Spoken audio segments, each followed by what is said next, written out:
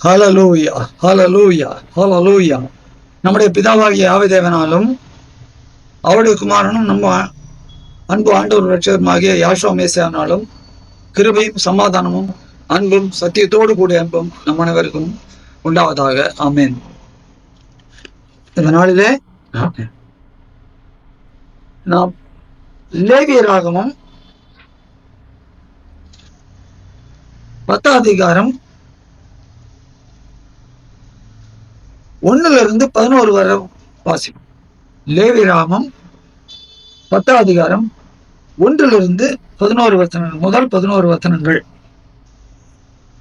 அப்பா 136. பின்பு ஆரோனின் குமாரராகிய நாதாபும் அபியூவும் தன் தன் தூப கலசத்தை எடுத்து அவைகளில் அக்கினியையும் அதன் மேல் தூப வர்க்கத்தையும் போட்டு யாவே தேவன் தங்களுக்கு கட்டளை இடாத அந்நிய அக்கினியை அவருடைய சன்னதியில் கொண்டு வந்தார்கள். அப்பொழுது அக்கினி யாவே தேவனுடைய சன்னதியில் இருந்து புறப்பட்டு அவர்களை பட்சித்தது. அவர்கள் யாவே தேவனுடைய சன்னதியில் செத்தார்கள்.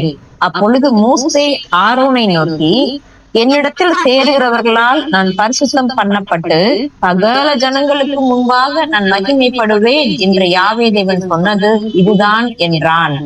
ஆரோன் பேசாதிருந்தான். பின்பு மோசே ஆரோனின் சிறிய தகப்பனான ஊசியேலின் குமாரராகிய நீக்கவேலையும் எலிசாபானையும் அழைத்து, நீங்கள் கிட்ட வந்து உங்கள் சகோதரரை பரிசுத்த ஸ்தலத்துக்கு முன்னின்று எடுத்து பாளையத்துக்கு புறம்பே கொண்டு போங்கள் என்றான். மோசே சொன்னபடி அவர்கள் கிட்ட வந்து அவர்களை அவர்கள் உடுத்தி இருந்த சட்டைகளோடும் எடுத்து பாளையத்துக்கு புறம்பே கொண்டு போனார்கள். மோசே ஆரோனையும் எலையாசர் இத்தாமர் என்னும் அவன் குமாரரையும் நோக்கி, நீங்கள் சாகாத படிக்கும் சபை அனைத்தின் மேலும் கடும் கோபம் வராத படிக்கும் நீங்கள் உங்கள் தலைப்பாகையை எடுத்து போடாமலும் உங்கள் வஸ்திரங்களை கிழிக்காமலும் இருப்பீர்களாக. உங்கள் சகோதரராகிய இஸ்ராயேல் குடும்பத்தார் யாவரும் யாவே தேவன் கொளுத்தின இந்த அக்கினிக்காக புலம்புவார்களாக. நீங்கள் சாகாத படிக்கு ஆசரிப்பு கூடார வாசலில் இருந்து புறப்படாதிருங்கள். யாவே தேவனுடைய அபிஷேக தைலம் உங்கள் மேல் இருக்கிறதே என்றான். அவர்கள் மோசேயினுடைய வார்த்தையின்படியே செய்தார்கள். யாவே தேவன் ஆரோனை நோக்கி, நீயும் உன்னோட கூட உன் குமாரரும் சாகாதிருக்க வேண்டுமானால் ஆசாரிப்பு கூடாரத்துக்குள் பிரவேசிக்கிற போது திராட்சை ரசத்தையும் மதுவையும் குடிக்க வேண்டாம். பரிசுத்தம் உள்ளதற்கும் பரிசுத்தம் இல்லாததற்கும் தீட்டுள்ளதற்கும் தீட்டில்லாததற்கும் வித்தியாசம் பண்ணும்படிக்கு யாவே தேவன் மோசேயை கொண்டு இஸ்ராயேல் புத்திரருக்கு சொன்ன சகல பிரமாணங்களையும் அவர்களுக்கு போதிக்கும் படிக்கும் இது உங்கள் தலைமுறை தோறும் நித்திய கட்டளையாய் இருக்கும் என்றார். ஆமென். Thank you, sister. God bless you. இங்கே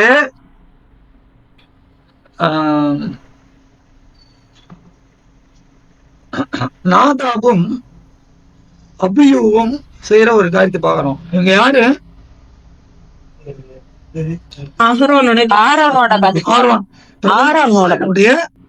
பிரதான ஆசாரியுடைய சந்ததியில வருவாங்க, அவனுடைய பசங்க.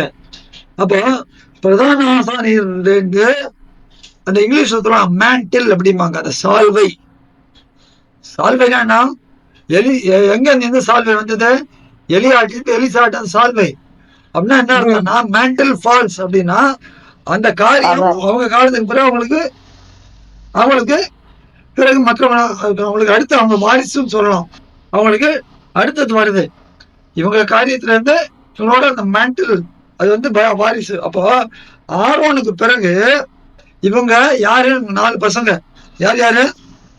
Nadab, Abihu, Eleazar, ஈத்தாமர். 4 பேருக்கும் அந்த அழைப்பு தேவன் கொடுத்திருக்கிறார். 4 பேர்ல இந்த ஆசாரியங்களோட தேவன் எதுக்கு தெரிஞ்சின்றாரு? பலி கொடுக்க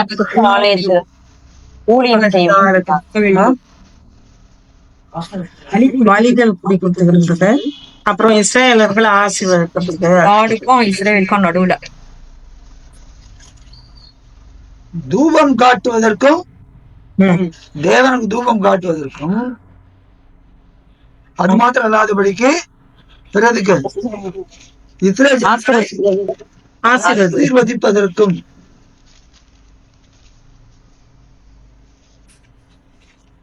உபாகமம்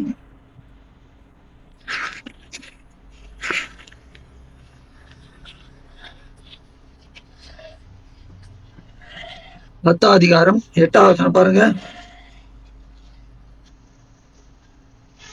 237 பக்கம். அக்காலத்திலே யாவே தேவனுடைய உடன்படிக்கை பெட்டியை சுமப்பதற்கும் இந்நாள் வரைக்கும் நடந்து வருகிறது போல யாவே தேவனுடைய சந்நிதியிலே நின்று அவருக்கு ஆராதனை செய்வதற்கும் அவர் நாமத்தை கொண்டு ஆசீர்வதிப்பதற்கும் யாவே தேவன் லேவியின் கோத்திரத்தை பிரித்தெடுத்தார். அப்ப லேவியின் கோத்திரத்தை பிரித்தெடுக்கிறார். எதுக்காக?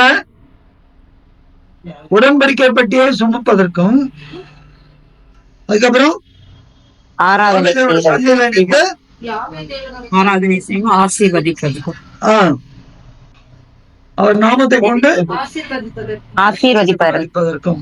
யாரும் இருந்தால் லேவியரை தெரிஞ்சினாரு. ஆனா அந்த லேவியர்ல விசேஷமா ஆரோன் ஆசாரியத்துவத்தை பெற்றார். ஆரோன் ஆசாரியத்துவத்தை பெற்றார். அதனாலதான் பாத்தீங்கன்னா லேவியர் இவ்வளவுதான் தெரிஞ்சினா கூட என்ன ஆகமம் 6 அதிகாரம் 22 இருந்து பாருங்க, 22 இருந்து 27 வரைக்கும். 175 பக்கம். பின்னும் யாவே தேவன் மோசேயை நோக்கி, நீ ஆரோனோடும் அவன் குமாரரோடும் சொல்ல வேண்டியது என்னவென்றால், நீங்கள் இஸ்ராயேல் புத்திரரை ஆசீர்வதிக்கும் போது அவர்களை பார்த்து சொல்ல வேண்டியதாவது, யாவே தேவன் உன்னை ஆசீர்வதித்து உன்னை காக்க கடவர். யாவே தேவன் தம்முடைய முகத்தை உன்மேல் பிரகாசிப்பிக்க பண்ணி உன்மேல் கிருபையாய் இருக்க கடவர். யாவே தேவன் தம்முடைய முகத்தை உன்மேல் பிரசன்னமாக்கி உனக்கு சமாதானம் கட்டளையிட கடவர் என்பதே. இவ்விதமாக அவர்கள் என் நாமத்தை இஸ்ராயேல் புத்திரர் மேல் கூற கடவர்கள். அப்பொழுது நான் அவர்களை ஆசீர்வதிப்பேன் என்று சொல் என்றார். இப்போ உபாகமம் 10:8 என்ன வருஷம்? லேவியரை எதுக்கு தெரிஞ்சினாரு? லேவியர் எதுக்கு தெரிஞ்சினாரு? உடன்படிக்கை பெட்டியை சுமப்பதற்கும், அதுக்கப்புறம் ஆராதனை செய்வதற்கும், இஸ்ராயேல் மக்களை நாமத்தை கொண்டு இஸ்ராயேலை ஆசீர்வதிப்பதற்கும். இந்த லேவியர்ல ஆரோன் யாரு? 600 லேவி தான் லேவி கோத்திரத்துல. ஆனா ஆரோன் யாரு? பிரித்தெடுக்கப்பட்ட பிரதான ஆசாரி. லேவியர்கள்ல பிரதானம் ஆரோன்.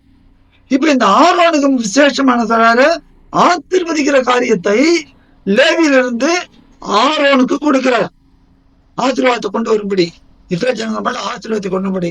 அப்ப இந்த ஆசீர்வாதத்தை கொண்டு வரப்ப அங்க என்ன 6 என்ன வாசிக்கிறோம்? அங்கே 27ஆம் வசனம், என் நாமத்தை விதமாய் அவர்கள் என் நாமத்தை இஸ்ராயேல் புத்திரர் மேல் கூற கடவர்கள். அப்பொழுது நான் லேவியர் நீ ஆரோனோடும் அவன் குமாரனோடும் சொல்றாரு 23ஆவது. அப்ப இந்த நாமத்தை யாரு கூடுறாப்ல? ஆரோன் கூடுறப்ப அப்ப என்ன ஆகுது? அப்பொழுது நான் அவர்களை ஆசீர்வதிப்பேன்.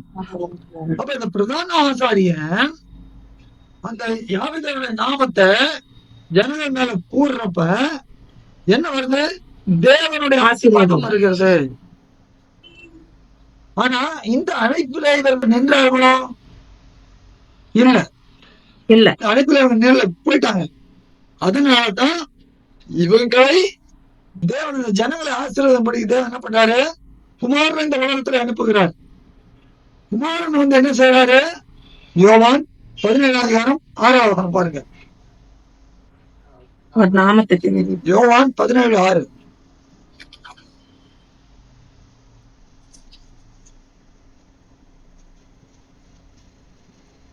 நூத்தி 53ஆம் பக்கம். 153ஆம் பக்கம். நீர் உலகத்தில் தெரிந்தெடுத்து எனக்கு தந்த மனுஷருக்கு உம்முடைய நாமத்தை வெளிப்படுத்தினேன். அவர்கள் உம்முடையவர்களாய் இருந்தார்கள். அவர்களை எனக்கு தந்தீர். அவர்கள் உம்முடைய வசனத்தை கை கொண்டிருக்கிறார்கள். அல்லேலூயா. நல்ல திருப்ப ஒவ்வொரு பாட்டா படிக்க போறோம். நீ சத்திய வசனத்தை நிதானமாய் பகுத்து போதிக்கிற ஊழியக்காரனாய் இரு. 2 தீமோத்தேயு 2:15 வாசிக்கிறோம். இந்த வசனத்தை திரும்ப என்கிட்ட நிறுத்தி ஒவ்வொரு பாட்டா படிங்க, எல்லாரும் அதை ருசிப்போம். நீர் உலகத்தில் தெரிந்தெடுத்து எனக்கு தந்த மனுஷருக்கு உன்னுடைய நாமத்தை வெளிப்படுத்தினேன். நீர் உலகத்தில் தெரிந்தெடுத்து எனக்கு தந்த மனுஷருக்கு, நான் இல்ல, ஆண்டவர் சொல்றாரு, நான் இல்ல, பிதாவே நீர் உலகத்தில் தெரிந்தெடுத்து எனக்கு தந்த மனுஷருக்கு நான் என்ன பண்ணேன்? நாமத்தை வெளிப்படுத்தினேன். வெளிப்படுத்தினேன். நாமத்தை மறந்து போயிட்டாங்களே, நாமமே தெரியாதுல்ல, ஆசீர்வாதம் நாம தெரிஞ்சதான். மெல்கிசேதேக்கு முறைமை பிரதான ஆசாரியர் அழைக்கப்பட்டார். ஆனால் மகா பிரதான மெல்கிசேதேக்கு முறைமையின்படியாக பிரதான எபிரேயர் 5 அதிகாரம் 5 பாரு. 301 பக்கம். 301 பக்கம் புதிய ஏற்பாடு, 301 பக்கம் எல்லாம் எடுத்துக்கோங்க. எபிரேயர் பக்கம் முதல்பட்டு சொல்றேன், மெதுவாவே சொல்றேன். எபிரேயர் 5 அதிகாரம் 5 இருந்து 301 பக்கம் எடுத்துட்டீங்கன்னா வாசிங்க. அந்தபடியே யாஸ்வா மேசியாவும் பிரதான ஆசாரியராகிறதற்கு தம்மை தாமே உயர்த்தவில்லை. நீர் என்னுடைய குமாரன், இன்று நான் உம்மை ஜனிப்பித்தேன் என்று அவரோட சொன்னவரே அவரை உயர்த்தினார்.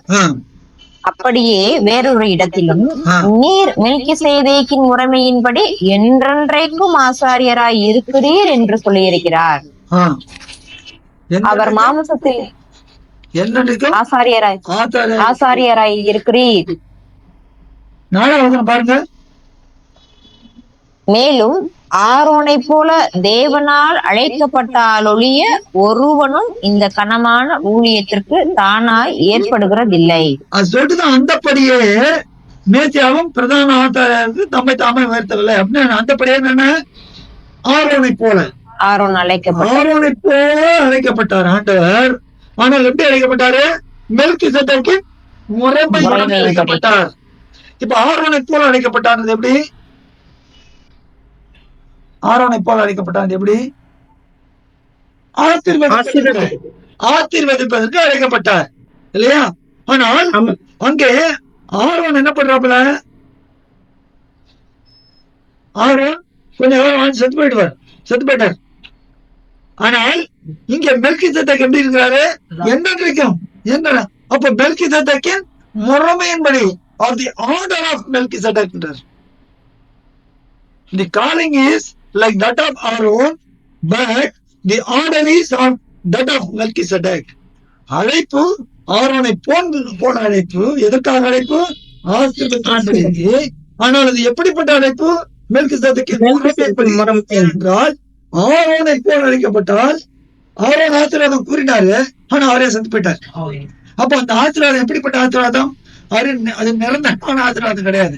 ஆனால் இங்க மெல்கிசேதேக்கு முறைமையோடு என்றென்றைக்கும் உயிரோடு இருக்கிறார், நம்மை ஆசீர்வதிப்பார். அப்ப நமக்கு என்ன ஆகும்? அது நித்திய ஆசீர்வாதம்.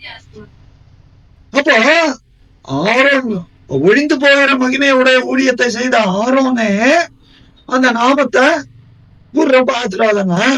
அப்ப நித்திய மகிமையை கொண்டு வருகிற ஆண்டவர் அவர் என்ன செஞ்சாரு? அந்த ஆசீர்வாதத்தை கொடுக்கும்படிக்கு அந்த நாமத்தை அவருக்கு கூறுகிறார். பாருங்க எவ்வளவு அழகா இருக்கு பாருங்க. யோவான் 17:26 பாருங்க. எத்தனாம் பக்கம்? 154 பக்கம். 154 பக்கம். அந்த ஜெபத்தை எப்படி முடிக்கிறார் பாருங்க. நீர் என்னிடத்தில் வைத்த அன்பு அவர்களிடத்தில் இருக்கும்படிக்கும் நான் பிதாவே நீர் என்னிடத்தில் குமாரனாகி என்னிடத்தில் வைத்த அன்பு என்னுடைய சீஷர்களாகிய இவர்களிடத்தில் இருக்கும்படிக்கும் நானும் அவர்களில் இருக்கும்படிக்கும் உம்முடைய நாமத்தை அவர்களுக்கு தெரியப்படுத்தினேன், இன்னமும் தெரியப்படுத்துவேன் என்றார். நாமத்தை அவர்களுக்கு தெரியப்படுத்தினேன், இன்னமும் தெரியப்படுத்துவேன்.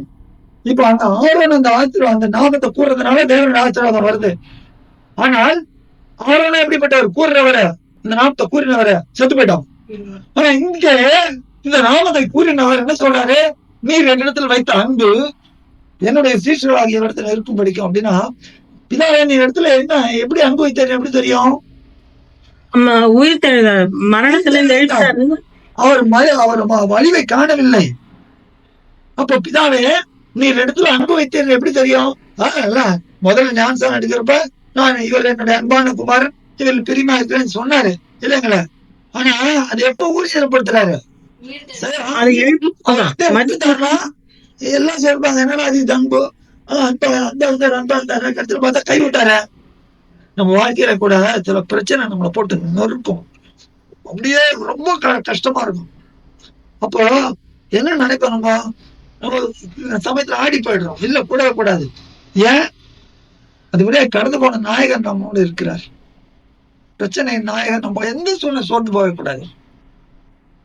அப்போ ஆரோனுக்கு அப்படிப்பட்ட ஒரு வல்லமைனா எந்தென்றைக்கும் ஜீவிக்கிறவர் இவர், மரித்து உயிர் தந்து சதாகாலம் ஜீவிக்கிறவர் இவர். அப்ப இவரோட நாமத்தை கூறுறார். நான் நீர் என்னிடத்தில் வைத்த அன்பு அப்படிதான் வெளிப்பட்டது. அப்ப பிதாவே நீர் என்னை கைவிடவில்லை, ஆகையால் அவர்களையும் கைவிட மாட்டீர். என்ன மரித்து வந்து எழுப்பினீர், அதே போல அவருடைய எழுப்பு நீர் என்னிடத்தில் வைத்த அன்பு அவர்களும் திரும்ப படிக்கணும். என்ன நீர் எழுப்பினது போல என்னை எழுப்பறதுக்கு முன்னியமா என்ன பண்ணிடுறேன் ஒண்ணு, அவரை எழுப்பறதுக்கு முன்னால, மரித்தவரை எழுப்பறதுக்கு முன்னால என்ன பண்ணாரு? அவரை ஒரு மகிமையான காரியம். மத்தேயு 17 தாபோர் மலையில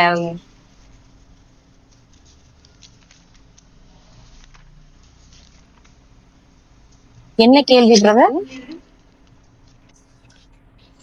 இல்ல மரித்த அவர் எழுப்பறதுக்கு முன்னால என்ன பண்ணாருன்னு. தாபோர் மலையில மறுரூபமாக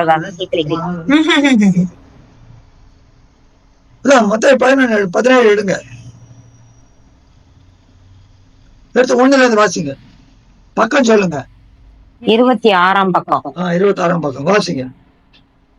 6 நாளைக்கு பின்பு யாசுவா மேசியா பேதுருவையும் யாக்கோபையும் அவனுடைய சகோதரனாய் யோவானையும் கூட்டிக் கொண்டு தனித்திருக்கும்படி உயர்ந்த மலையின் மேல் போய் அவர்களுக்கு முன்பாக மறுரூபமானார். அவர் முகம் சூரியனை போல பிரகாசித்தது.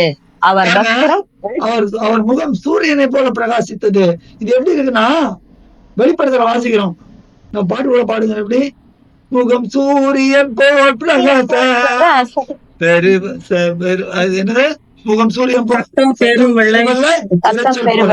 இது எசேக்கியேலையும் பாக்குறோம், அங்க வெளிப்படுத்தலையும் பாக்குறோம்.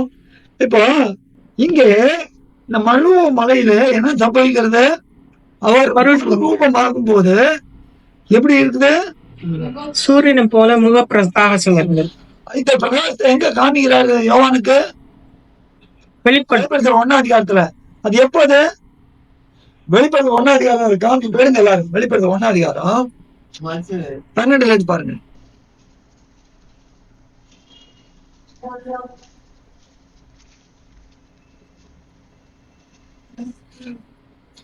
பத்து வாசிட்டு 334ஆம் பக்கம்.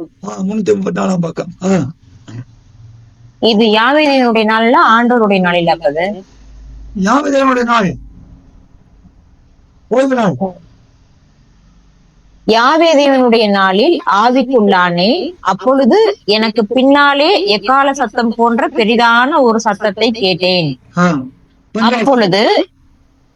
அப்பொழுது என்னுடனே பேசின சத்தத்தை பார்க்க திரும்பினேன். திரும்பின போது 7 பொன் குத்து விளக்குகளையும் அந்த 7 குத்து விளக்குகளின் மத்தியிலே நிலையங்கி தரித்து மார்பருகே பொற்கச்சை கட்டியிருந்த மனுஷகுமாரனுக்கு ஒப்பானவரையும் கண்டேன். அவருடைய சிரசும் மயிரும் வெண் பஞ்சை போலவும் உறைந்த மலையை போலவும் வெண்மையாயிருந்தது. அவருடைய கண்கள் ஒரு நிமிஷம். இந்த 14வது கொஞ்சம் அப்படியே நிறுத்துங்க. இங்க கை வச்சுக்கோங்க. நேர தானியேல் புத்தகத்துக்கு போங்க. 7:9 தானியேல் 10ஆம் அதிகாரம் 5, 6, 2 வசனத்தை பாருங்க.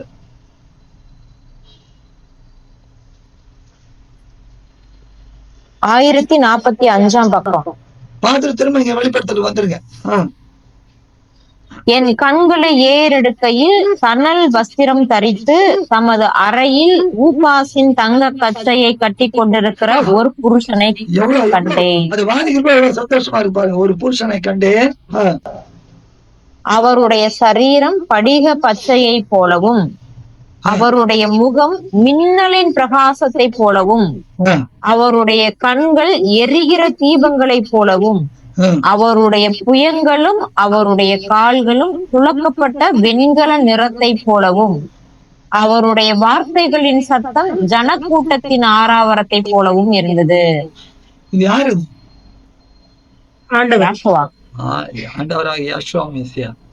ஹல்லேலூயா. ஹல்லேலூயா. நேரம் வெளிப்படுத்தல வந்தாங்க. அப்படியே அங்க தானியேல் காமிக்கப்பட்ட காரியம் இங்க வாங்க. இங்க யோவானை காமிக்கிறாரு. 14 என்ன சொல்றாரு? அவருடைய சிரசும் மயிரும் வெண்பஞ்சை போலவும். அது அப்படியே டேலியா இருப்பாங்க. நேர 16 வாங்க. தமது வலது கரத்திலே 7 நட்சத்திரங்களை ஏந்தி கொண்டிருந்தார். அவர் வாயிலிருந்து இருபுறமும் கருப்புள்ள பட்டயம் புறப்பட்டது. அவருடைய முகம் வல்லமையாய் பிரகாசிக்கிற சூரியனை போல் இருந்தது. நான் அவரை கண்ட போது செத்தவனை போல அவருடைய பாதத்தில் விழுந்தேன். அப்பொழுது செத்தவனை போல அப்பொழுது அவர் தம்முடைய வலது கரத்தை என் மேல் வைத்து என்னை நோக்கி, பயப்படாதே, நான் முந்தினவரும் பிந்தினவரும் உயர் உள்ளவருமாய் இருக்கிறேன். மரித்தேன், ஆனாலும் இதோ சதா காலங்களிலும் உயிரோடு இருக்கிறேன். ஆமென். நான் மரணத்திற்கும் பாதாளத்திற்கும் உரிய திறவுகோல்களை உடையவராய் இருக்கிறேன். என்ன சொல்ற? மரித்த, ஆனா இப்ப எப்படி சதா காலத்திலும் உயிரோடு சொல்லிட்டு மரணத்துக்கும் பாதாளத்துக்கும் உரிய திறவுகோல் அந்த அத்தாரிட்டி அவர்கிட்ட தான் இருக்குது. அப்ப மரணத்துக்கும் பாதாளத்துக்கும் யார் போறாங்க? மரணத்துக்கும் பாதாளத்துக்கும்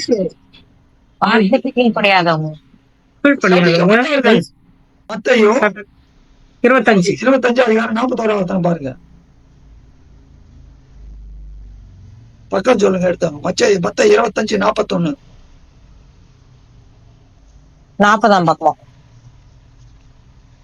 அப்பொழுது இடது பக்கத்தில் நிற்கிறவர்களை பார்த்து அவர், சபிக்கப்பட்டவர்களே, என்னை விட்டு பிசாசுக்காகவும் அவன் தூதர்களுக்காகவும் ஆயத்தம் பண்ணப்பட்டிருக்கிற நித்திய அக்கினியிலே போங்கள். அதே போல அவர் வலது பக்கத்தில் நிற்கிறவர்களை பார்த்து என்ன சொல்றாரு? பிதா ஏற்படுத்தின ஆசீர்வதிக்கப்பட்டவர்களே. நல்ல கவனிங்க. இப்போ இங்க வெளிப்படுத்தல இவர் என்ன சொல்றாரு? நான் மரித்தேன், ஆனாலும் சதா காலம் உயிரோடு இருக்கிறேன். அப்போ சதா காலம் உயிரோடு இருக்கிறது என்ன? அது எதை காண்பிக்கிறது? மரணத்தை தப்பியாச்சு. மரணத்தையும் பாதாளத்தையும் ஜெயித்து வந்தாச்சு. அப்போ சாபத்தை ஜெயித்து ஆசீர்வாதத்தை சுதந்திரத்துக் கொள்ளும்படியான அதிகாரம் அவருக்கு உண்டு. வானத்திலும் பூமியிலும் சகல அதிகாரம் கொடுக்க. இப்ப இந்த பிரதான ஆசாரியர் எப்படிப்பட்ட பிரதான ஆசாரியர்? நித்திய பிரதான ஆசாரியர். ஆரோன் நித்திய பிரதான ஆசாரியர். பிரதான ஆசாரியர். இந்த பிரதான ஆசாரியர் நாமத்தை சொல்லி ஆசீர்வதிக்கிறார். எப்படி அவர் நாமத்தை சொல்றப்ப தேவன் அவர்களை ஆசீர்வதிப்பேன்றார். அப்ப மரித்து போய் ஆரோன் அந்த நாமத்தை சொல்றப்ப தேவ ஆசீர்வாதம் இறங்குனா, இங்க மரித்து உயிர் தந்து சதாகாலம் ஜீவிக்கிறார். அந்த நாமத்தை சொல்றப்ப என்ன மேன்மையான ஆசீர்வாதம் இருக்கும். அதுதான் சொல்றேன். இந்த ஜபத்தை யோவான் பையனை முடிக்கிறப்ப, நீர் இடத்துல வைத்த அன்பு அவர்களிடத்தில் நானும் அவர்களில் இருக்கும் படிக்க. நான் மறித்தேன் சதா இந்த ஜபத்துல சொல்றேன். இன்னும் மறிக்கல. ஆனா என்ன சொல்றாரு? நீ பூமியில் நான் செய்யப்படி நியமித்த காரியங்களை செய்து முடித்தேன்றார். அவர் சூரா தெரியும். அப்போ நான் மரித்து உயிர் தந்து சதாகாலம் ஜீவிக்கிறது போல எப்படி என்னை விசுவாசிகளும் அவங்களும் நானும் உங்களோட இருக்கும்படிக்கு முக்கியமான என்ன செய்வேன்? உங்களுடைய நாமத்தை அவளுக்கு தெரியப்படுத்தினேன், இன்னமும் தெரியப்படுத்துவேன். எவ்வளவு முக்கியமானது நாமம். இந்த நாமத்தை நீ மறைக்கிறோம். இப்ப மறித்து வர்றது ஒண்ணு. ஆனா மத்தேயு 17 அங்க என்ன சொல்லப்பட்டிருக்குது? அவர் மறுரூபமாகிறப்போ என்ன என்ன ரூபம் அது வெளிப்படுத்துறது டாலியா இருக்கு. அப்ப மறுரூபம் எதை காண்பிக்கிறது? மறுரூபம் எதை காண்பிக்கிறதுனால் உயிரோடு இருக்கிற நாம் மறுரூபமாக்கப்படுவோம். மரித்து உயிர்த்தவர்கள் அப்ப 2 கூட்டம் ஆண்டவருடைய ரகசியம் வருகிறார்.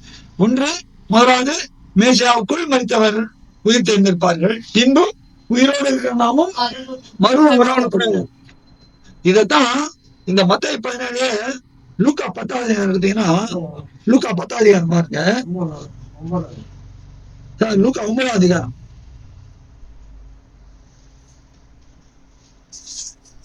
லூக்கா 9 28 31 வரைக்கும் பாருங்க.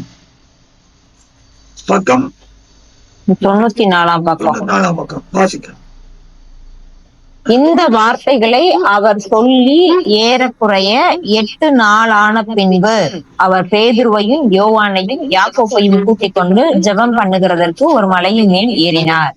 அவர் ஜெபம் பண்ணுகையில் அவருடைய முக ரூபம் மாறிற்று. அவருடைய வஸ்திரம் வெண்மையாகி பிரகாசித்தது. அன்றியும் மோசே, எலியா என்னும் 2 பேரும் மகிமையோடே காணப்பட்டு அவருடனே சம்பாஷணை பண்ணி அவர் எருசலேமிலே நிறைவேற்ற போகிற அவருடைய மரணத்தை குறித்து பேசிக் கொண்டிருந்தார்கள். அப்ப அங்க மருவமனையில எதை பத்தி பேசுறாங்க? மரணத்தை உயிர்த்து அதை பத்தி பேசுறாப்ல. அப்போ மறுநோயம் ஒண்ணு, இன்னொன்னு மறிக்கிறது ஒண்ணு. அப்ப 2 கூட்டத்தாரையும் அங்க இணைக்கிறாப்ல. ஆரோன் கொடுத்த ஆசீர்வாதம், அந்த ஆரோன் அந்த நாமத்தை சொல்லி தேவ ஆசீர்வாதம் வருது. ஆனா அதை பெற்றுக்கொள் ஜனங்கள் என்ன ஆயிடுறாங்க? ஆனால் இங்கேயோ மரித்து உயிர்த்தது சகாகாலம் ஜீவிக்கிறவர் 2 கூட மறுரூபமாக்கப்படுவதற்கும் அவர் தேவ ஆசீர்வாதத்தை கொண்டு வருகிறார். மரித்து உயிர்த்தெழ போகிற முதல் பலன் அவர்களுக்கும் தேவ ஆசீர்வாதத்தை கொடு. இதுக்கு என்ன காரணம்? முக்கியமான சொல்றது செய்யறது என்ன? நாமத்தை, அவருடைய நாமத்தை சொல்லுகிறார். அப்போ எதுக்கு இப்போ நம்ம பாக்குறோம்னா, இப்ப வந்துருங்க லேவியராம் 10 அதிகாரம்.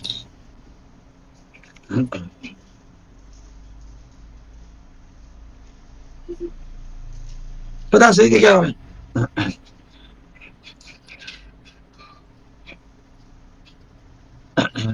எல்லாரும் வாட்டிங்களா? 10 அதிகாரம், லேவியராம் 10 அதிகாரம். இங்கே ஆரோனுக்கு 4 குமாரர்கள். இந்த 4 குமாரர்கள்ல 2 குமாரர்கள் என்ன ஆறாங்க? செத்து போயிட்டாங்க. 2 குமாரர்கள். பாக்கி 2 பேர் யாரு? எலியாசர், ஈத்தமார். இந்த 2 பேர்ல யார் மேன்மை பெற்றாங்க? எலியாசர். அவரோடு என்னுடைய நித்திய உடன்படிக்கை ஏற்படுத்துகின்ற எலியாசர் பையன் சீனாஸ் எண்ணாகமத்துல வருது. ஆமா, எண்ணாம 25 அதிகாரம் எடுக்க எல்லாரும் எண்ணாம 25 அதிகாரம் 6 இருந்து 13 வரைக்கும் வேகமா வாசிங்க, நிறைய பார்க்கணும். 204 பக்கம். 204 பக்கம். அப்பொழுது மோசேயும் இஸ்ராயேல் புத்திரராகிய சபையார் அனைவரும் ஆசரிப்பு கூடார வாசலுக்கு முன்பாக அழுது கொண்டு நிற்கையில் அவர்கள் கண்களுக்கு முன்பாக இஸ்ராயேல் புத்திரரில் ஒருவன் ஒரு மீதியானிய ஸ்திரீயை தன் சகோதரரிடத்திலே அழைத்து கொண்டு வந்தான். அதை ஆசாரியனாகிய ஆரோனின் குமாரனான எலெயாசரின் மகன் பினகாஸ் கண்டபோது அவன் நடு சபையிலிருந்து எழுந்து ஒரு ஈட்டியை தன் கையிலே பிடித்து இஸ்ரவேலனாகிய அந்த மனிதன் வேசித்தனம் பண்ணும் அறையிலே அவன் பின்னாலே போய் இஸ்ராயேல் மனிதனும் அந்த ஸ்திரீயுமாகிய இருவருடைய வயிற்றிலும் ஈட்டி உறுதி போக அவர்களை குத்தி போட்டான். அப்பொழுது இஸ்ராயேல் புத்திரரில் உண்டான வாதை நின்று போயிற்று. அந்த வாதையால் செத்தவர்கள் 24,000 பேர். யாவே தேவன் மோசேயை நோக்கி, நான் என் எரிச்சலில் இஸ்ராயேல் புத்திரரை நிர்மூலமாக்காத படிக்கு ஆசாரியனாகிய ஆரோனின் குமாரனான எலெயாசரின் மகள் பினகாஸ் என் நிமித்தம் அவர்கள் நடுவில் பக்தி வைராக்கியம் காண்பித்ததினால் இஸ்ராயேல் புத்திரர் மேல் உண்டான என் உக்கிரகத்தை திருப்பினான். ஆகையால் இதோ அவனுக்கு என் சமாதானத்தின் உடன்படிக்கையை கட்டளையிடுகிறேன். அவன் தன் தேவனுக்காக பக்தி வைராக்கியம் காண்பித்து இஸ்ராயேல் புத்திரருக்காக பாவ நிவர்த்தி செய்தபடியினால் அவனுக்கும் அவனுக்கு பின்பு அவன் சந்ததிக்கும் நித்திய ஆசாரிய பட்டத்திற்குரிய உடன்படிக்கை உண்டாய் இருக்கும் என்று சொல் என்றார். பாருங்க, தேவனுக்காக வைராக்கியம் பாராட்டுற எப்படி பரிசுத்த வைராக்கியம். இதுக்காக பினகாசுக்கு என்ன சொல்றாரு? சமாதானத்தின் உடன்படிக்கை கட்டளை சொல்லிட்டு அவனுக்கும் அவனுக்கு பின் அவன் சந்ததிக்கும் நித்திய ஆசாரிய பட்டத்துக்குரிய உடன்படிக்கை.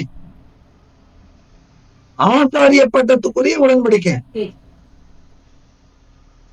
சரி, இப்ப இந்த பின்னணியில 10வது வரும். இப்ப 2 பேர் செத்து போனாங்க. யார் யாரு? நாதாபும் அபியும். இவங்க என்ன பண்ணாங்க? அந்நிய அக்னி கொண்டு வந்தாங்க. தேவன் சொல்லாத அந்நிய அக்னி கொண்டு வந்தாங்க. தேவன் சொல்லாத அந்நிய அக்னின்னா அது என்னது? அதென்ன அந்நிய அக்னி? என்னது அந்நிய அக்னி? 8-9வது வசனத்துல இருந்து வருது இல்ல பிரதர்? அவங்க திராட்சை ரசத்தை குடிச்சிட்டு வந்ததுனால அந்த கட்டளைகள் எல்லாம் மீறி வைப்பாங்க. அந்நிய அக்னின்றது என்னது? தேவன் கட்டளையிடாத அக்னி. அது ரைட் வர. அதுக்கு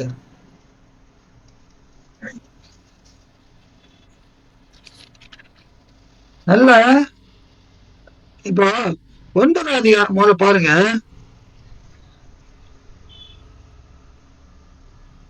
9வது அதிகாரம் 22ல இருந்து 24 வரைக்கும் பாருங்க. 136ஆம் பக்கம். பின்பு ஆரோன் ஜனங்களுக்கு நேராக தன் கைகளை உயர்த்தி அவர்களை ஆசீர்வதித்து தான் பாவ நிவாரண பலியையும் சர்வாங்க தகன பலியையும் சமாதான பலிகளையும் செலுத்தின இடத்தில் இருந்து இறங்கினார். பின்பு மோசேயும் ஆரோனும் ஆசாரிப்பு கூடாரத்துக்குள் பிரவேசித்து வெளியே வந்து ஜனங்களை ஆசீர்வதித்தார்கள். அப்பொழுது யாவே தேவனுடைய மகிமை சகல ஜனங்களுக்கும் காணப்பட்டது. அன்றியும் யாவே தேவனுடைய சந்நிதியில் இருந்து அக்கினி புறப்பட்டு பலிபீடத்தின் மேல் இருந்த சர்வாங்க தகன பலியையும் கொழுப்பையும் எரித்து விட்டது. ஜனங்கள் எல்லாரும் அதை கண்ட போது ஆறாவரித்து முகம் குப்புற விழுந்தார்கள். இப்ப இங்க என்ன பாக்குறோம்? அக்கினி இறங்கி வருது. இப்ப இந்த ஒரு மகிமையான காரியம் அக்கினி வந்து இத அப்படியே பட்சித்து போடுறப்ப என்ன சம்பவித்தது? ஜனங்கள் எல்லாம் ஆறாவரித்து முகம் குப்புற விழுந்தார்கள். அப்படின்னு என்ன அர்த்தம்? அப்படின்னு என்ன அர்த்தம்? ஆறாவரித்து முகம் குப்புற விழுந்தார்கள் என்ன அர்த்தம்? சந்தோஷம். ஆண்டவர் தாமே ஆர்ப்பரிப்பாரே. பாத்தீங்களா? ஆண்டவர் தாமே ஆரவாரத்தோடும் பிரதான தூத சத்தத்தோடும் தேவ எக்காலத்தோடும் வானத்திலிருந்து இறங்கி வருவார். அப்ப இந்த ஆரவாரம் எதை காண்பிக்கிறது? ஒரு சந்தோஷத்தை காண்பிக்கிறது. அப்ப இந்த சந்தோஷம் கொண்டாடுறாங்க. அந்த பலிய அது அக்கினி பட்சித்த உடனே இவங்கதான் ஒரு சந்தோஷத்தை அப்படியே கட்டி விடுறாங்க. இப்ப இந்த பின்னணியில் தான் இது நடக்கிறது.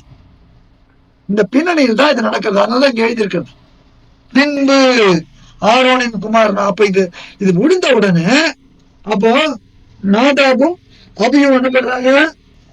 அந்நிய அக்கினியை கொண்டு வர்றாங்க. இது அந்நிய அக்கினி என்னன்னு பாக்குறப்ப இது எப்படின்னா யாத்திராகமம் எல்லா இடத்துக்கும் யாத்திராகமம் 30வது அதிகாரம்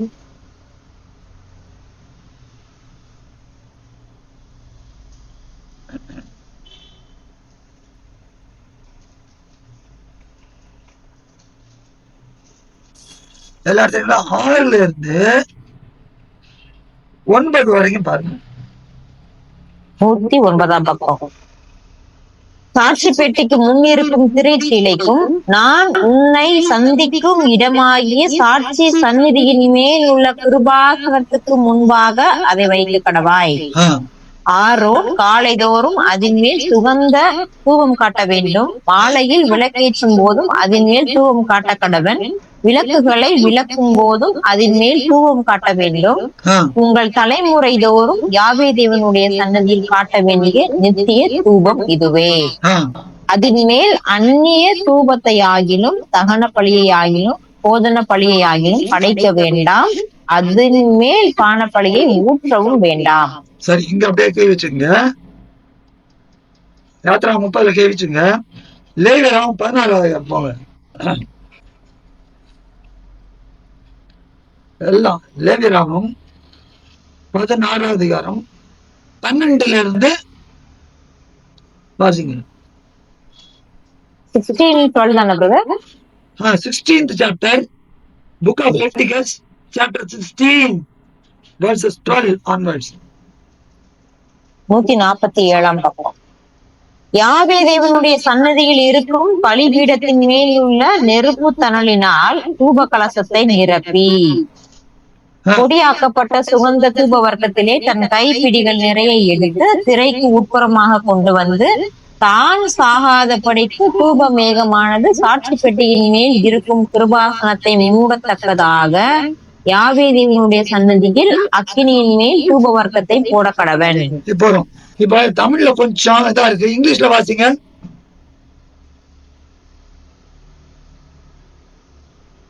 John Pradeep. Then he shall take a censer full of burning coals of fire from the altar before the Lord, with his hands full of sweet incense, beaten fine, and bring it inside the veil. And he shall put the incense on the fire before the Lord, that the cloud of incense may cover the mercy seat that is on the testimony, lest he die. He shall take some of the blood of the bull. Thank you.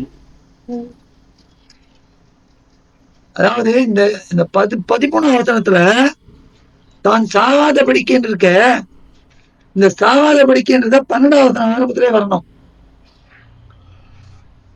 தான் அந்த தூபம் காட்டுறவன் சாகாதபடிக்கு என்ன பண்ணமா, யாவே தேவனுடைய சந்நிதியில் இருக்கும் பலிபீடத்தின் மேல் உள்ள நெருப்பு தணலினால் தூப கலசத்தை நிரப்பணும். இந்த தூப கலசத்தை எடுத்து என்ன பண்ணணும், யாவே தேவனுடைய சந்நிதியில் இருக்கும் அந்த பலிபீடத்துல இருக்கிற நெருப்பு தணல் எடுக்கணும். அதை எடுத்து அதுல இதை போடணும், போட்டு உள்ள கொண்டாடணும். ஆனா இதுதான் தேவன் கட்டளையிட்ட அக்கினி. புரியுதா? தேவன் தெளிவா கட்டளையிட்டு இருக்கிறார், இதுதான் அக்கினிட்டு. ஆனா தேவன் எங்க நாடாமும் அவியும் என்ன அக்னின்னு சொன்னாங்க? அது அக்னி, அந்நிய அக்னி. இதை ஏன் இப்படி செய்தாங்கன்னு பாக்குறப்ப ஒரு ஹிண்ட் நம்ம கொடுக்கிறார். என்ன கொடுக்கிறாரு? லேவியராம் 10 அதிகாரத்துல 9வது என்ன சொல்லுது? 10:9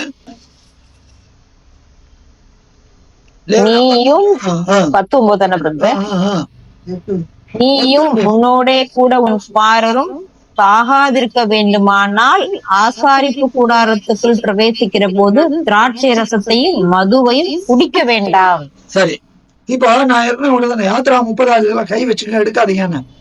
யாத்ரா 30 அதிகாரத்துல அங்க 7வது என்ன சொல்லுது? 7வது ஆரோன் காலைதோறும் அதன் மேல் சுகந்த தூபம் காட்ட வேண்டும். மாலையில் விளக்கேற்றும் போதும் அதன் மேல் தூபம் காட்ட கடவன். விளக்குகளை விளக்கும் போதும் அப்போ காலையிலும் தூபம் காட்டணும், மாலையிலும் தூபம் காட்டணும். இங்க என்ன ஆயிருக்கு? இங்க ஏற்கனவே நம்ம லேவியராம் 9:24 என்ன பார்த்தோம்? ஆரவாரம். இந்த ஆரவாரம் என்ன கொண்டாட்டம். இந்த கொண்டாட்டத்துல இவங்க என்ன பண்ணிட்டாங்க? இவங்க திராட்சை ரசத்தை குடிச்சிட்டு திராட்சை அதுவா? ஊத்திட்டாங்க. ஊத்தின உடனே இந்த சந்தோஷத்துல இப்ப எந்த கட்டளைகள் மத்தியில எடுக்கிறோம், எந்த அக்னியை எடுக்கிறோம் தெரியல. அங்க சாட்சிப்பட்டி அங்க பலிபீடத்துல இருக்கிற அக்னி எடுக்குது போதா வேற ஏதோ அக்னி எடுத்துட்டாங்க. அது மாத்திரம் இல்லாதபடிக்கு காலை தோறும் மாலை தோறும்ன்ற பாய்ங்க எப்படி இருக்கணும்? இவன் அதை குடிக்கவே கூடாது. குடிக்க கூடாது. இவன் குடிச்சிருக்கிறான். குடிச்ச நேரத்துல சந்தோஷம் ஆரவார வர பண்ணையில என்ன பண்ணிட்டாங்க? ஏதையோ எடுத்து பண்ணாதுட்டு தூபம் தான் காட்டினாங்க. இதை யாரும் தான் தூபம் காட்டினாங்க. ஆனா தேவன் சொல்லாத விதத்துல காட்டினாங்க.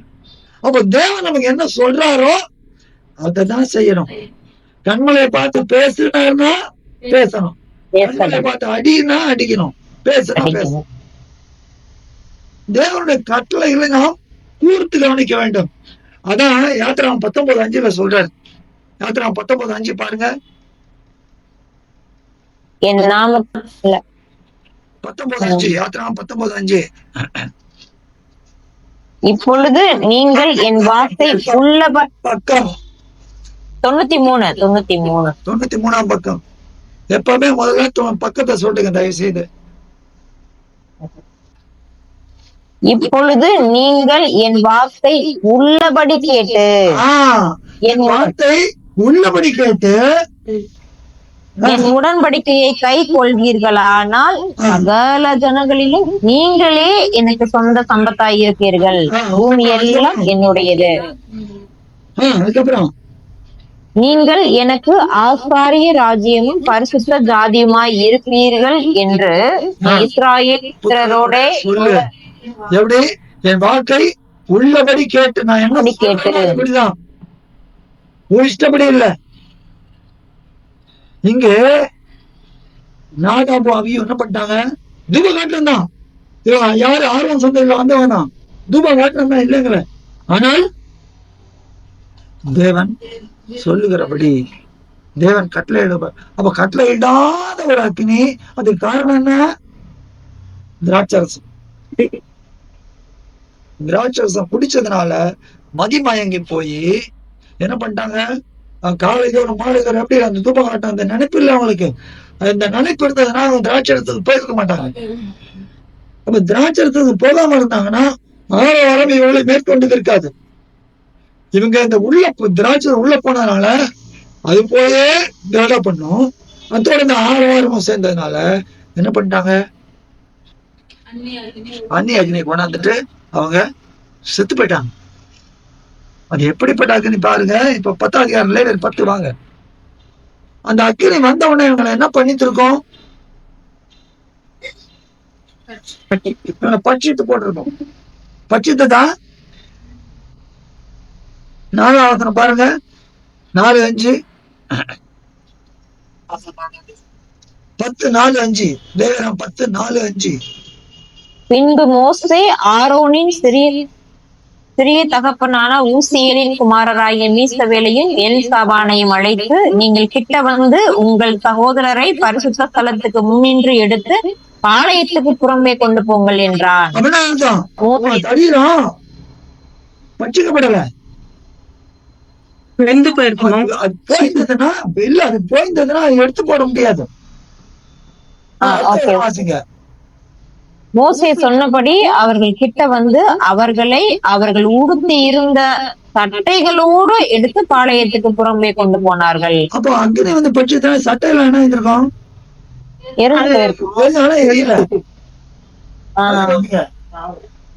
என்ன ஆயிருக்கு? ஜீவன் மட்டும் போயிருக்கு. சாபம் வந்து அவள் ஜீவன் போயிடுச்சு. அக்னி வந்தது, அது என்ன பண்ணிட்டு? சாபத்தை, ஜீவன் போயிடுது, சாபத்தை கொடுத்து விட்டது. அவன் உடல் கருகல அப்படியே இருந்திருக்குது. ஆனா அடி. அப்போ ஜீவன் இல்லன்னு செத்து போன மாதிரி தானே? ஜீவன் இல்லன்னு தானே, ஜீவன் போயிட்டு தானே சொல்லுங்க. ஆமா, செத்து போயிட்டாங்க. ஆனா அக்னியால சுட்டெரிச்சு சாம்பல் ஆகல. அக்னி வந்து சாம்பல் ஆயிருக்கும், சாம்பல் ஆகல. தேவன் தன்னுடைய காரியங்களை எப்படி அவர் செய்யணும் அவர் தெரியும், கரெக்டா செய்யறார். அப்போ இங்க கீழ்ப்படியாத அல்ல தேவன் கட்டளையிடாத அல்ல தேவனுடைய வார்த்தையை தேவனுடைய ஊழியத்தை செய்ய முடிய அழைக்கப்பட்ட நபர்கள் தேவன் கொடுக்கிற பிரகாரமா அதான் 19:5 வாசிக்கிறோம். எப்படி அங்க என்ன வாசிக்கிறோம்? நீங்கள் என் வாக்கை உள்ளபடி கேட்டா பரிசுத்த ஜாதியாயும் ஆச்சரிய சந்ததியாயும் இருப்பீர்கள். இல்ல அப்படி வாக்கை உள்ளபடி கேட்கணும். உள்ளபடி கேட்கிறோமா? இல்ல சொல்றபடி கேட்கிறோம். இன்னைக்கு ஆனாலும் சொல்றாங்க, உள்ளபடி கேட்கிறோமா சொல்றபடி கேட்கிறோமா? உள்ளபடி கேட்கிறவனா அப்போ அதுல 17 10 பாருங்க. அப்போ அதுல 17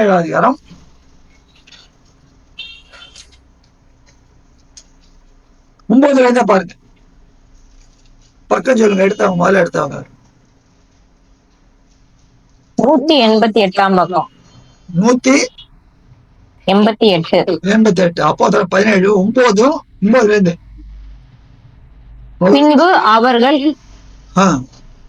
பின்பு அவர்கள் யாசோனிடத்திலும் மற்றவர்களிடத்திலும் ஜாமீன் வாங்கி கொண்டு அவர்களை விட்டு விட்டார்கள். உடனே சகோதரர் ராத்திரி காலத்திலே பவுலையும் சீலாவையும் தெரோயா பட்டணத்துக்கு அனுப்பிவிட்டார்கள். அவர்கள் அங்கே சேர்ந்து யூதருடைய ஜெப ஆலயத்திற்கு போனார்கள். அந்த பட்டணத்தார் மனோவாஞ்சையாய் வசனத்தை ஏற்றுக்கொண்டு காரியங்கள் இப்படியாய் இருக்கிறதா என்று தினந்தோறும் வேத வாக்கியங்களை ஆராய்ந்து பார்த்ததினால்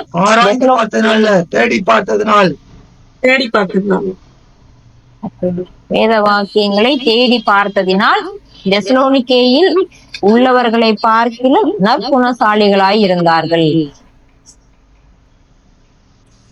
எப்படி அவங்க இருந்தாங்க? வசனத்தை ஏற்றுக்கொண்டு யார் பிரச்சனை பண்ண? யாரு? பவுலும் சில்வானும். பவுலும் சில்வானும் தானே? ஆமா ஆமா பிரதர். 10வது வசனத்துல வருது. 10வது என்ன போட்டிருக்க? பவுலையும் சீலாவையும். சீலாவையும் போட்டிருக்கு. நான் சில்வான், நீங்க ஆமான்றீங்க. நான் சீலாவும் சில்வானும் ஒத்தரே தான். ஆமா, ஒரே ஆள் தான். ஒண்ணு குறைஞ்ச